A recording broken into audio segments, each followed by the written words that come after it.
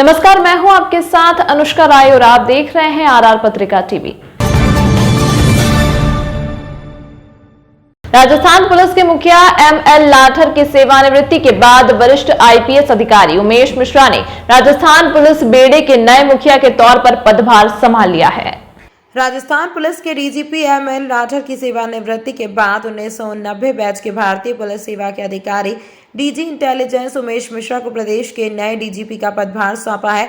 DGP ML Lathar की सेवानिवृत्ति से पहले ही 27 अक्टूबर को राज्य सरकार ने आदेश जारी कर वरिष्ठ आईपीएस अधिकारी उमेश मिश्रा को नए डीजीपी के रूप में नामित किया था। पदभार संभालते ही वरिष्ठ आईपीएस अधिकारी उमेश मिश्रा राजस्थान के 35वें डीजीपी के रूप में पदभार संभाला। उमेश मिश्रा को प्रदेश की कमान निवर्तमान डीजीपी एमएल लाठर ने सौंपी। पदभार संभालते ही पुलिस महकमे के आला अधिकारियों ने उन्हें बधाई दी। नए डीजीपी के पदभार ग्रहण कार्यक्रम को लेकर पुलिस मुख्यालय में तमाम तैयारियां की गई। डीजीपी कपिल गर्ग को एक पायलट वाहन और 2 मोटरसाइकिल आउटराइडर्स के साथ एस्कॉर्ट कर उनके निवास से पुलिस मुख्यालय तक लाया गया। पुलिस मुख्यालय में डीजीपी को आरएससी की टुकड़ी के जरिए गार्ड ऑफ ऑनर भी दिया गया। इसके बाद पुलिस डीजीपी उमेश मिश्रा ने लाइनअप अधिकारियों और कार्मिकों से परिचय लिया और पद संभाला। इस दौरान सेवानिवृत्त एमएल लाठर ने डीजीपी मिश्रा को पुष्पगुच्छ भेंट कर बधाई दी।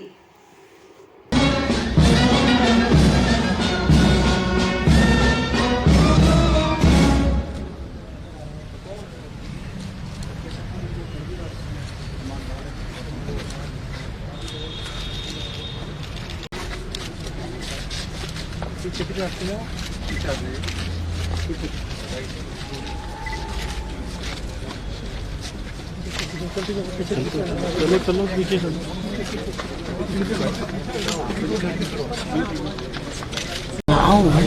शुरू करें आप। सर, पदभार ग्रहण किया, बहुत बहुत शुभकामनाएं। किस तरह से आगे का कार्यकाल आप देखते हैं? आने वाला समय क्या नवाचार करने के प्रयास आपके? देखो, पुलिस में जो प्राथमिकताएं हमने तय किया है, सीएचक्यू ने तय किया है, हमारे पूर्ववर्ती डीजीपी साहब ने तय किया है और वो प्राथमिकताएं राज्य सरकार की भी हैं, तो हमें उसी को आगे बढ़ाना है। गाइडिंग प्रिंसिपल्स वही रहेंगे और उसमें हम कैसे और बेटरमेंट कर पाए वो हमें करना है, वो हमें देखना है। तो जैसा कि आप लोग जानते हैं कि राज्य सरकार और पीएचक्यू दोनों बहुत ही संवेदनशील है। जो वीकर सेक्शन हैं उनके साथ जो घटनाएं होती हैं, उनके ऊपर जो अत्याचार होते हैं या अपराध जो उनके साथ होते हैं, वो हमारी प्राथमिकता रहेगी। जो संगठित अपराधी हैं उन पे नकेल कसा जाएगा, जो पेशेवर अपराधी हैं उन पे नकेल कसा जाएगा। और इसके साथ ही जो एक बहुत बड़ा चैलेंज आया है और आप लोग इससे भली भांति विज्ञ हैं, और वो है आर्थिक अपराध। आर्थिक अपराध के कई रूप हैं, उसमें एक साइबर फ्रॉड्स, आप लोग जानते हैं बहुत सारा केसेज इस तरह के आ रहे हैं और हमारे यहाँ भरतपुर में कामा एरिया इसके लिए कुख्यात है और भी बहुत जगह तरह तरह के इकोनॉमिक ऑफेंसेज हो रहे हैं। उन पे भी हमारी नज़र रहेगी और ऐसे अपराधियों को भी हम चिन्हित करके और उनका लीगल फ्रेमवर्क में टाइट करेंगे, उनको नकेल कसेंगे उनको। इसके अलावा मैं ये कहना चाहूँगा कि पुलिस स्टेशन की जो कार्य प्रणाली है वो कैसे पहले भी हमने कोशिश की है, लेकिन इसमें अनवरत कोशिश करने की आवश्यकता है कि जो पीड़ित जाए उसके साथ सद्भाव से व्यवहार किया जाए, उसकी बात सुनी जाए और उस पर प्रॉम्प्ट एक्शन लिया जाए।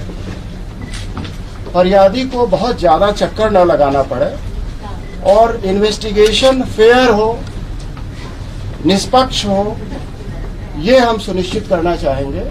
और इसके लिए क्या क्या उपाय करने होंगे निटी ग्रिटी में, वो हम देखेंगे कैसे इसको किया जाए, इसको संभव कैसे बनाया जाए।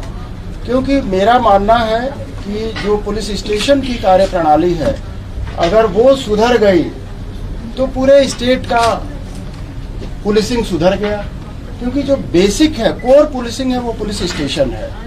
तो उसमें कैसे सुधार लाया जाए, कैसे पारदर्शिता उसमें रहे इन्वेस्टिगेशन में। कुछ पार्ट तो ऑपरेशनल रखना पड़ता है, लेकिन बहुत सारी चीज़ें अपन बता सकते हैं फरियादी को, भैया आपका ये हो गया, इस स्टेज पे है, चालान हम पेश कर देंगे, या हम चालान नहीं पेश कर पा रहे हैं, एफआईआर हम लगाएंगे। तो बहुत सारी चीज़ें हैं जो फरियादी को हम आराम से बता सकते हैं, वो बताया जाए, उसको एक विश्वास हो जाए कि हमारा इन्वेस्टिगेशन सही हुआ है, वो भी हमारी एक प्राथमिकता रहेगी। सर, महिलाओं पर अत्याचार जो ग्राफ लगातार बढ़ रहा है, इसको कम कैसे करेंगे? वो ऑलरेडी कम हो चुका है। जो हमारे पूर्ववर्ती डीजीपी साहब हैं, उन्होंने बहुत ही इस पे अच्छी प्रभावी मॉनिटरिंग की व्यवस्था की, और उसमें मैं आपको बताना चाहूँगा कि जो तफ्तीश का समय है वो काफ़ी कम हुआ है। एवरेज जो स्पैन है वो बहुत कम हुआ है। इसी तरह डिस्पोजल रेट हमारा बहुत अच्छा है। उसको तकनीकी कारणों से कई बार वो पीछे दिखता है, वो कारण तकनीकी है, हम उसको फीड नहीं कर पाते कंप्यूटर में, बट अच्छी प्रोग्रेस हुई है। विमेन एट्रॉसिटी के केसेस में पूर्व में बहुत ध्यान दिया गया है, लेकिन और भी ध्यान दिया जाएगा और उसमें बेहतरी लाई जाएगी। सर, आने वाले वक्त में इलेक्शन है और बेसिक चीज जो देखने को मिली है, अगर विगत दिनों देखा जाए, लॉ एंड ऑर्डर की समस्या सबसे ज्यादा देखने को मिली है, उसको किस तरह से इम्प्लीमेंट किया जाएगा? वो भी एक आपने सही फरमाया। कानून व्यवस्था के जो कई कारक हैं जो कानून व्यवस्था की स्थिति उत्पन्न करने में, उसमें एक बहुत बड़ा कारण है सांप्रदायिक सद्भाव का दूषित होना, परस्पर विश्वास की कमी होना, और शरारती तत्वों की पहचान न हो पाना। तो इन सभी को अपन देखेंगे, इंटेलिजेंस को बीफ अप करेंगे। जो पुलिस स्टेशन में इंटेलिजेंस का सिस्टम है उसको भी और प्रभावी बनाया जाएगा, और हमारी कोशिश रहेगी कि इस तरह की घटनाएं न हों, और जो ऑलरेडी घटनाएं घटी हैं उनमें जो चिन्हित हैं, जो हमने नॉमिनेट किया है अक्यूज्ड, उनको अरेस्ट किया जाए।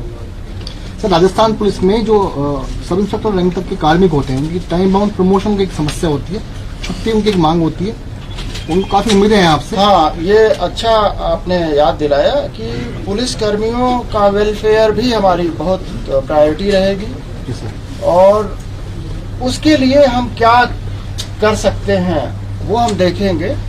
अभी हम ऑफ हैंड हम नहीं बता सकते कि क्या एग्जैक्टली हम मेजर्स लेंगे, बट उस पर हम विचार करेंगे, मंथन करेंगे, और उनकी बेहतरी हो, तो उनकी वर्किंग कंडीशंस बेटर हों, ये हमारी दिली इच्छा है।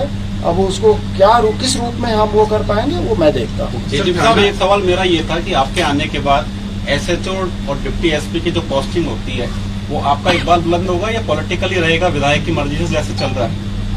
देखिए, जनतंत्र में विधायक हो या एमपी साहब हो, उन सबको अपनी बात रखने का अधिकार है, और उसमें भी वो राय अपनी देते हैं, और डिसीजन पुलिस मुख्यालय का है, लेकिन कंसल्टेटिव प्रोसेस का एक डेमोक्रेसी में तकाजा है जो होता है। सर, साइबर क्राइम अगर बात करें तो गांव-गांव तक पहुंच गया, लेकिन हर थाना स्तर पर बात करें तकनीकी रूप से इतना सुदृढ़ नहीं है कि उनको सहायता की जा सके। जयपुर में अलग से साइबर विंग है, लेकिन गाँवों में किस तरह से सर इसको सुदृढ़ करने का प्रयास होगा? देखिए, ये साइबर एक्सपर्टीज एक दिन में नहीं आ सकती, ये बहुत बड़ा काम है, और कैपेसिटी बिल्डिंग का काम हम उत्तरोत्तर कर रहे हैं, लेकिन वो वन डे में नहीं आएगा। आप पिछले साल से देखेंगे तो पहले से बेहतर है, अगले साल आपको और बेहतरी मिलेगी। जो साइबर डोम का कॉन्सेप्ट है, हमारा एक केंद्र खुलने जा रहा है, उससे एक केंद्रीय स्तर पे हमारी फैसिलिटी डेवलप होगी, तो निश्चित रूप से आने वाले दिनों में हमारा फोकस रहेगा और उसमें सुधार आएगा, और लोगों को रिलीफ पहुंचाने का जो जरिया है उसको और बेहतर किया जाए। अंतिम सवाल, बाहरी राज्यों के बदमाशों को राजस्थान एक शरण स्थली बन गया है और पुलिस भी यहाँ पे एनकाउंटर करने से हिचकिचाती है, कैसे ठीक करेंगे सर? पहली बात यह है कि पुलिस एनकाउंटर करने से कतराती है, ये सेंटेंस ही ऑब्जेक्शनेबल है। जी सर। पुलिस इनकाउंटर क्यों करेगी? पुलिस तो हमेशा आत्मरक्षा में गोली चलाती है। अगर ऐसी स्थिति आती है, इनकाउंटर करना पुलिस का काम नहीं है। तो यहाँ वाले अपराधी बाहर से हम लोग पकड़ के लाते हैं, बाहर वाले यहाँ आ जाते हैं। तो जब आवागमन के साधन उपलब्ध हैं, कनेक्टिविटी इतनी अच्छी है, तो ये तो होगा। हमारा अपराधी कभी यूपी में छिपेगा, कभी उत्तराखंड में छिपेगा, बहुत पहले से छिपते आ रहे हैं, उनका अपराधी यहाँ छिपेगा। तो ये तो चलता रहता है। लेकिन हम लोग म्यूचुअल कोऑपरेशन रखते हैं। हमारा मीटिंग होता है और एक क्षेत्रीय स्टेट्स का संगठन भी है, उसमें भी हम डेटा का आदान प्रदान करते हैं। इस अंक में फिलहाल इतना ही। अगले अंक में आपसे फिर होगी मुलाकात। तब तक के लिए नमस्कार।